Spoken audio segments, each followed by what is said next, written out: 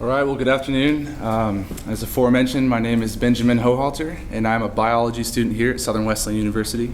And for my honors project, I was focusing on concussions, and specifically on the concussion impact location and its effect on concussion longevity.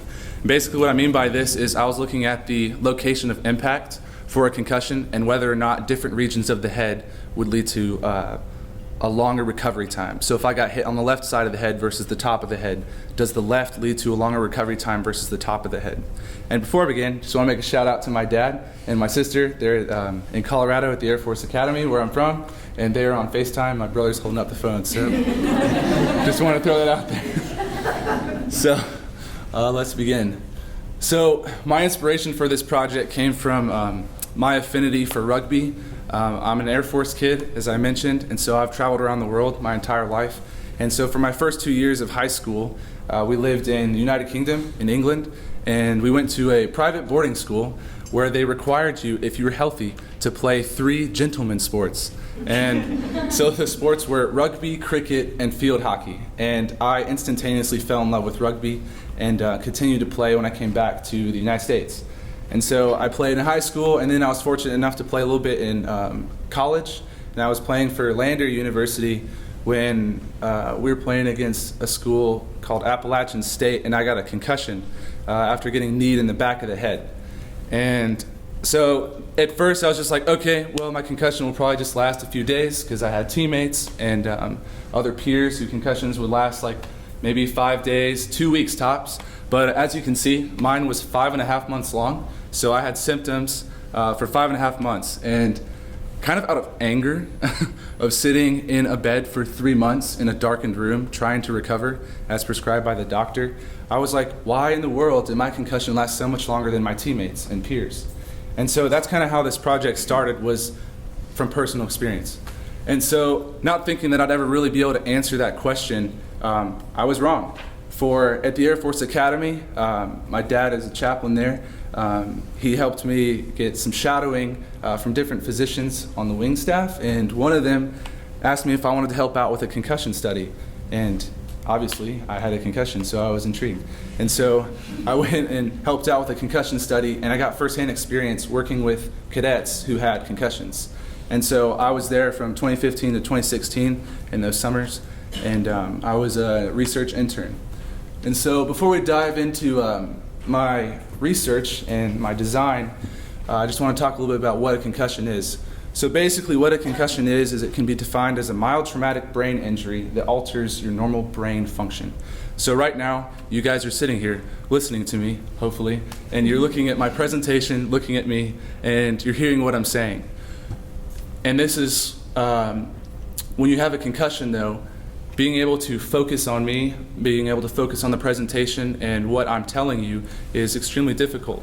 You have common symptoms such as headaches as a result of stimuli such as light or noise, problems concentrating, as I mentioned, memory loss that can be seen in short-term and long-term memory loss, balance issues, and poor coordination.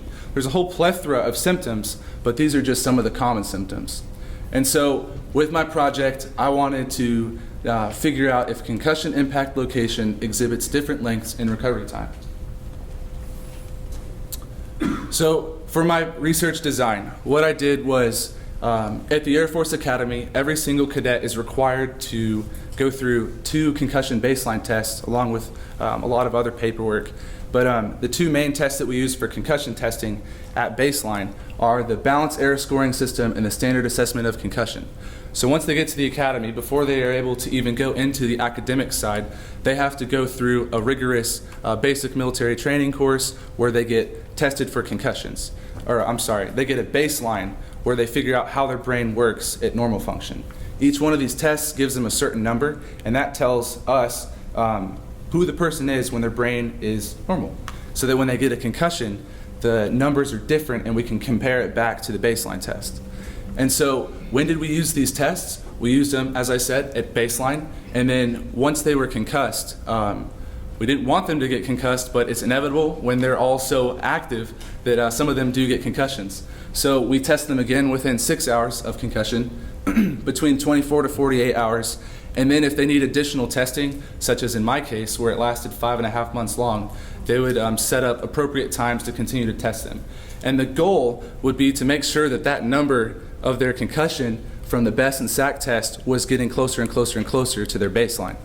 And so that's when we would test them. And then finally, we would test them once the physician had said they were asymptomatic and return to play protocol cleared, which is basically where they go through a series of field events advised by an athletic trainer just to make sure they've got coordination back and they're able to continue. So what is the BESS test? The BESS test is a series of 3 balance positions that are tested on 2 different surfaces, tile floor and then a foam pad. So what we would have them do is come in, take their boots off or shoes depending on what they're wearing. We'd have them, for the first position, put their heels together and their toes together. We'd have them put their hands on their iliac crest of the pelvis and then maintain this position of balance for 20 seconds with their eyes closed. And then we move on to the second position, which is where we would figure out their dominant foot, ask them to stand on their non-dominant, so I'm right-footed, and so then same position, hands on the waist, eyes closed, 20 seconds. And then for the third position, the tandem, you'd put your right foot in front of your left, heels touching the toes, hands on the waist, eyes closed, 20 seconds. We would do this on the firm surface first, and then on the foam pad. And so then as a result of this test, we would get a number that would basically say who they are. And so how do we get this number? Well, if they were in, let's say, the single leg stance, and they were standing there for the 20 seconds with their eyes closed, but they lost their balance and they had to step to the side, well, we would tally 1 error.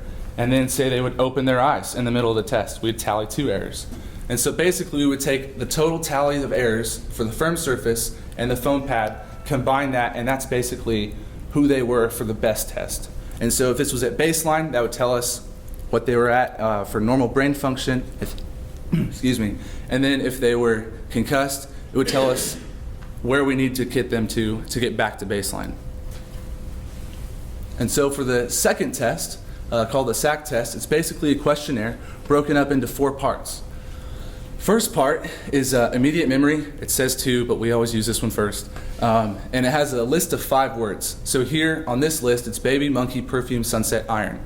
What we would do is we would read off that list of 5 words to them and have them repeat to us back 3 times without giving them the list again. And this is very difficult sometimes when you have a concussion. And so then once we're done with this section, we would move on to the orientation section, and we would ask them the month, date, day of the week, year, and then the time, roughly within an hour. Once we're done with that, third section, which I thought was always the most difficult personal experience, is concentration. And I mean, it's difficult now when I'm not concussed, but basically what you do is we would list off a string of numbers to them forwards. So if I said 1, 2, 3, I would ask them to repeat them to me inverse, backwards. So they would say 3, 2, 1. And then if they missed it, they would have a second chance over here in this column. And then if they got the second chance right, they'd continue down this list. But if they got the second chance wrong, we would just mark it 0 and then continue down to months. And so to finish off this section, we would ask them to repeat the months of the year in reverse order from December to January, which is also difficult when you're not concussed. And so for the fourth section, the delayed recall, basically we'd ask them, do you remember any of those 5 words from the very beginning of the test? And they would list them off to us in any order. We didn't need it to be exactly how it was. And so then to wrap up this test, we would take their total scores, so everything that they got right in each section, sum it up, and just like the BESS test, it would tell us who they were when, if at baseline, their brain was normal, it would tell us who they were then, and then a concussion, where we need to get to. So for my results, we recorded a total of 126 concussion cases between the months of May 2015 to August 2016. These were all sustained while they were going through basic military training, as I talked about earlier, which is basically a leadership course and then also kind of an obstacle course where they learn combatives, how to fight, and do military things. And sometimes they get clocked in the head and get a concussion. And then in intercollegiate sports, such as soccer was pretty high, American football, etc. And then in clubs and extracurricular activities. And so every cadet at the Air Force Academy is required to be involved in some kind of extracurricular activity.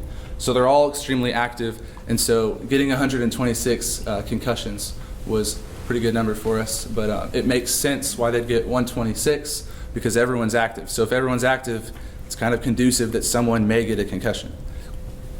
And so how did we evaluate them for concussion? Well, the sports medicine team at USAFA at the Air Force Academy is extremely vigilant for concussions, especially because they're leading the world in concussion research. And so they have athletic trainers at every event who is looking for people who may have concussion. So for example, if someone was playing rugby, because I like rugby, and they got hit in the head, or they hit someone and drove their head into someone, and then it took them a while to get up, that trainer would immediately pull them out of the game, or well, in rugby, they would just go straight to them on the field and continue play. But they would go over to them, and then they would ask them a series of questions, and if they thought that they may have a concussion, they'd pull them out and run them through the BEST test and the SAC test. And so some people can lie and say, oh yeah, I'm fine, knowing that they've got a serious headache and that they have a concussion.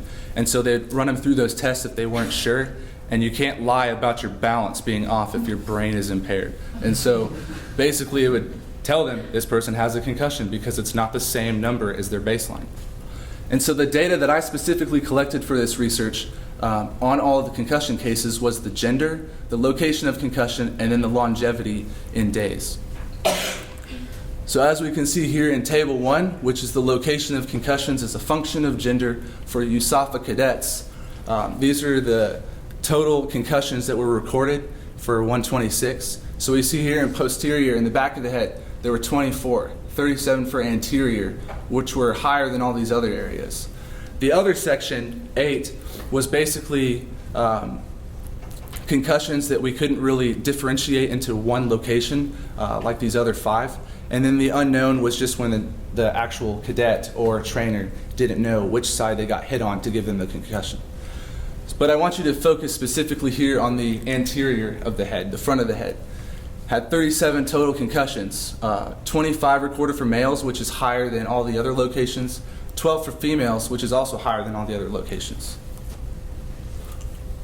And then here, the average length of concussions is a function of gender for cadets. We can see that there were 93 total recorded for males, 33 for females, and then the means were an average of 27.61 days to get over for females and 30 for males. It's almost a month on average for them to recover from some of these concussions.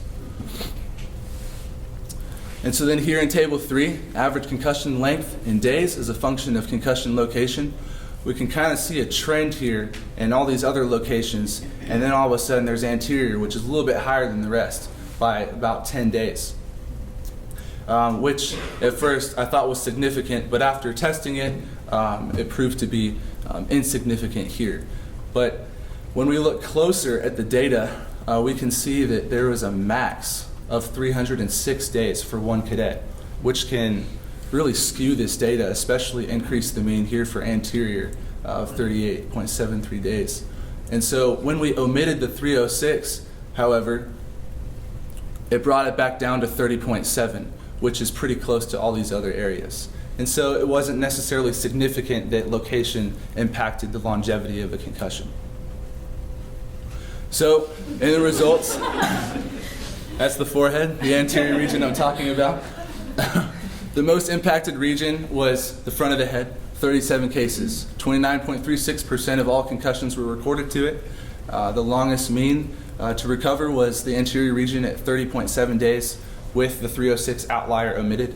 And then as a result of my data, there wasn't necessarily any large difference in the mean recovery times for concussion impact location. So the effects on the study. Some of these variables, I think, are something that I need to account for next time. And so medical history.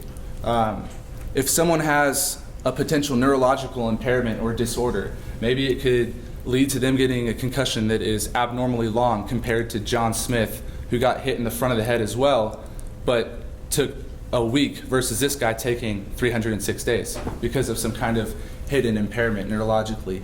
A history of concussions, it's been shown that subsequent concussions can lead to easier concussions in the future and also increase the longevity.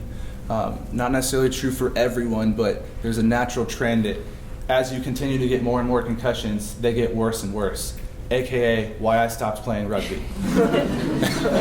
And then also a lack of compliance variable. If a trainer who sent the rugby player, from my example earlier, to the doctor, and the doctor told this player, hey, you cannot be in front of TV screens, you cannot be listening to music in earbuds, you cannot be around all sorts of stimuli such as driving at night with bright lights, etc. And then if he doesn't comply with that, well, it may increase his concussion time. And so that's a variable that I need to account for. And then the nature of injury. Well, how much force was hit to the head? Maybe the reason mine lasted so much longer was because I got hit hard, like compared to someone else. They may have been dinged, but I got crushed. Or the guy who had a 306-day-long concussion, what if he got hit way harder than someone else? And so if we can figure out how to gauge the amount of force that was hit to the head, maybe able to help the study. And so I strongly believe that if these variables were controlled and accounted for, locations could have differing longevities, and we may actually see that trend that I was hoping to see in this study, but didn't find.